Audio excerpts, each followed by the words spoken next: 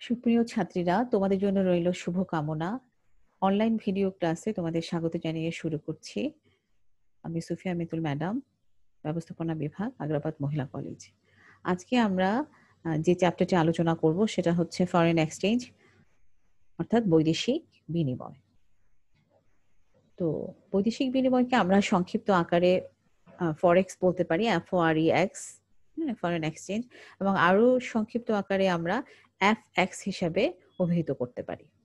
হ্যাঁ, তো এক কথায় বৈদেশিক বিনিময় কি? এক কথায় বৈদেশিক বিনিময় বলতে এক দেশের মুদ্রাকে অন্য দেশের মুদ্রায় রূপান্তর এবং এক দেশ থেকে অন্য দেশে মুদ্রা স্থানান্তরের প্রক্রিয়াকে বোঝানো হয়। এখন মুদ্রাটা কি? মুদ্রা হচ্ছে সকল ধরনের কয়েন, কাগজি মুদ্রা, ব্যাংক নোট, চেক, ড্রাফট, ভ্রমণকারী চেক, প্রত্যয়নপত্র, বিনিময় বিল এবং আজ্ঞাপত্রকে আমরা বলবো মুদ্রা। আর বৈদেশিক মুদ্রা বলতে কি বোঝায়? বৈদেশিক মুদ্রা বলতে বোঝায় বাংলাদেশি মুদ্রা ছাড়া অন্য সকল দেশের মুদ্রাকে বৈদেশিক মুদ্রা বলা হয়। আর বৈদেশিক বিনিময় কি? বৈদেশিক বিনিময় হচ্ছে এমন একটা পদ্ধতি বা এমন একটা প্রক্রিয়া যার মাধ্যমে একটি দেশের জাতীয় মুদ্রাকে অন্য দেশের মুদ্রায় রূপান্তর করা হয় এবং মুদ্রার মালিকানা স্থানান্তর করা হয় এক দেশ থেকে অন্য দেশে। অর্থাৎ যে বিশেষ পদ্ধতিতে এক দেশের মুদ্রার সাথে অন্য দেশের মুদ্রার বিনিময় হার নির্ধারণের মাধ্যমে উভয় দেশের সম্পদের মূল্যায়ন করা হয়, আন্তর্জাতিক লেনদেন নিষ্পত্তি করা হয়, তাকে আমরা এক কথায় বৈদেশিক বিনিময় বলব। তো আমরা এখানে দুটো উদাহরণ দিচ্ছি, যে উদাহরণগুলো বললে তোমাদের ক্লিয়ার হবে বোঝাটা।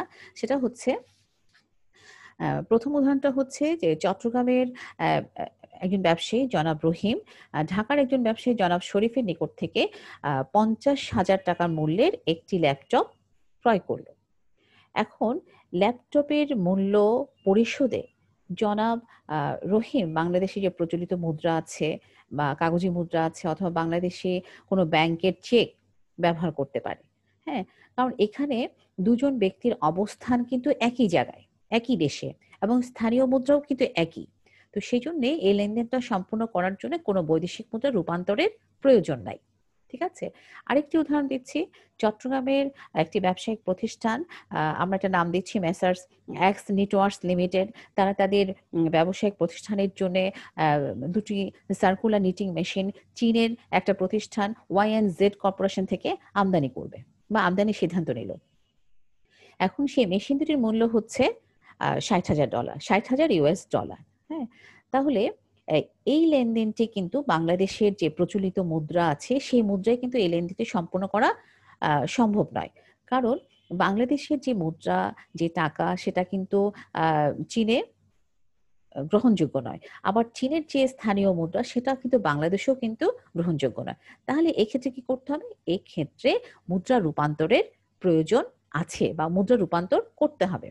এখন দুই দেশের ব্যবসায়িক প্রতিষ্ঠান তারা সিদ্ধান্ত নিল যে তারা এই ধরনের লেনদেনটি ইউএস ডলারে সম্পূর্ণ করবে। তাহলে মেশিন দুটির মূল্য হচ্ছে $60,000। সেটা আমাদের টাকায় বের করতে হবে। আমরা ধরে নেই যে $1 সমান হচ্ছে 85 টাকা। কেমন? তাহলে $60,000 সমান কত টাকা? তাহলে আমরা সেটা বের করে নিব। $60,000 সমান হচ্ছে $60,000 গুণ 85 সমান হবে 51 লাখ টাকা। তাহলে এখানে মুদ্রা রূপান্তর করতে হচ্ছে এবং বাংলাদেশি যে ব্যবসায়িক প্রতিষ্ঠান আছে মেসার্স এক্স নেটওয়ার্কসকে কিন্তু এই $60,000 বিপরীতে কিন্তু তাকে বাংলাদেশে কত টাকায় কনভার্ট করতে হচ্ছে, তা সে 51 লাখ টাকা তাকে কিন্তু পরিশোধ করতে হবে চীনের প্রতিষ্ঠান YNZ কর্পোরেশনকে। কেমন? তাহলে আমরা এই সমস্ত আলোচনার পরিপ্রেক্ষিতে বলতে পারি যে বৈদেশিক বিনিময় বলতে বোঝায় এমন একটা পদ্ধতি বা এমন একটা প্রক্রিয়া যার মাধ্যমে এক দেশের মুদ্রাকে অন্য দেশের মুদ্রায় রূপান্তর করা হয় এবং সেই মুদ্রাকে আন্তর্জাতিকভাবে স্থানান্তর করা হয়। আমরা স্ক্রিনে একটা সংজ্ঞা দেখিয়েছি, দেখো। বৈদেশিক বিনিময় বলতে একদম সামগ্রিকভাবে আমরা বৈদেশিক বিনিময় যে সংজ্ঞাটা দিব সেটা দেখো। বৈদেশিক বিনিময় বলতে আমরা বৈদেশিক মুদ্রাকে, অর্জিত মোট বৈদেশিক মুদ্রাকে, বৈদেশিক মুদ্রার বিনিময় হারকে, বিদেশে অর্থ প্রেরণের প্রক্রিয়াকে এবং আন্তর্জাতিক দেনা-পাওনা নিষ্পত্তির কৌশলকে বুঝে থাকি। অর্থাৎ যে বিশেষ পদ্ধতিতে এক দেশের মুদ্রাকে অন্য দেশের মুদ্রায় রূপান্তর করা হয় তাকেই আমরা বলবো ফরেন এক্সচেঞ্জ বা বৈদেশিক বিনিময়। তো এরপরে তাহলে নিশ্চয়ই তোমাদের এটা ক্লিয়ার হয়েছে। আমরা এবার যেটা আলোচনা করব সেটা হচ্ছে বৈদেশিক বিনিময় হার কি, হ্যাঁ? অর্থাৎ what is foreign exchange rate, হ্যাঁ? তো আমরা জানি যে বিশ্বের সকল দেশের মুদ্রার মান কিন্তু একই হয় না, হ্যাঁ? তো সেই জন্যে যখন বৈদেশিক বিনিময়কালে মুদ্রার হারটা নির্ধারণ করতে হয়, মুদ্রার হারটা স্থির করতে হয়। অর্থাৎ দু দেশের মুদ্রার মূল্যানুপাত বা রেশিওটাই হচ্ছে বৈদেশিক বিনিময় হার। অর্থাৎ দেশীয় যে পরিমাণ মুদ্রার দ্বারা অন্য দেশের যে পরিমাণ মুদ্রা ক্রয় করা যায় সেটাকেই আমরা বলবো বৈদেশিক বিনিময় হার।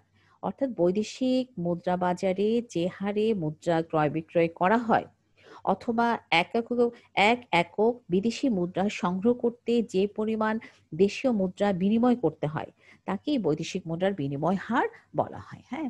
তো আমরা এখানে একটা উদাহরণ দিচ্ছি, যেমন ধরো আমরা এখানে উদাহরণ হিসেবে বলতে পারি যে বাংলাদেশের ৮৫ টাকায় ১ মার্কিন ডলার ক্রয় করা যায়।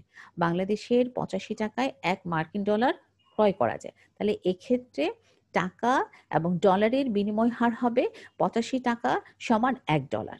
অর্থাৎ ৮৫:১। ঠিক আছে? তাহলে এখানে একজন মনীষী প্রফেসর গুস্টাভ ক্যাসেল বলেছেন যে দেশীয় মুদ্রা যে অনুপাত বা যে হারে বৈদেশিক মুদ্রার সাথে বিনিময় করা হয় তাই হচ্ছে বৈদেশিক বিনিময় হার। তাহলে এই সমস্ত আলোচনার পরিপ্রেক্ষিতে আমরা সর্বশেষ যেটা বলবো সেখানে বলবো আমরা যে অনুপাত বা যে হারে এক দেশের মুদ্রা অন্য দেশের মুদ্রায় রূপান্তরিত করা হয় তাকেই বলা হয় বৈদেশিক বিনিময় হার বা বৈদেশিক মুদ্রার বিনিময় হার। অর্থাৎ যে হারে বিভিন্ন মুদ্রার পরিবর্তন এবং বিনিময় সেটাই হচ্ছে মুদ্রার বিনিময় হার। ঠিক আছে? তাহলে আমরা এখানে এটা জানলাম বৈদেশিক বিনিময় হার কি। এরপরে দেখো বৈদেশিক বিনিময় হার নির্ধারণ পদ্ধতি। তো বৈদেশিক বিনিময় হার কিভাবে নির্ধারণ করা হয়, তো সেই পদ্ধতি সম্পর্কে কিছু তত্ত্বের প্রচলন রয়েছে। সেই তত্ত্বগুলো হচ্ছে একটা হচ্ছে স্বর্ণমান ব্যবস্থায় বিনিময় হার নির্ধারণ, দ্বিতীয়টা হচ্ছে অরূপান্তরযোগ্য কাগজি মুদ্রা ব্যবস্থায় বিনিময় হার নির্ধারণ। সেটা আবার ২ ধরনের তত্ত্ব আছে সেখানে, ক্রয় ক্ষমতা সমতা তত্ত্ব, আরেকটা হচ্ছে লেনদেন তত্ত্ব বা আধুনিক তত্ত্ব। তো আমরা এই পদ্ধতিগুলো বা এই তত্ত্বগুলো আগামী ক্লাসে আলোচনা করব। আজকে যে দুটো প্রশ্ন আলোচনা করেছে একটা হচ্ছে বৈদেশিক বিনিময় কি, আরেকটা হচ্ছে দ্বিতীয়টা হচ্ছে বৈদেশিক বিনিময় হার কি। তাহলে আজকে এই পর্যন্ত।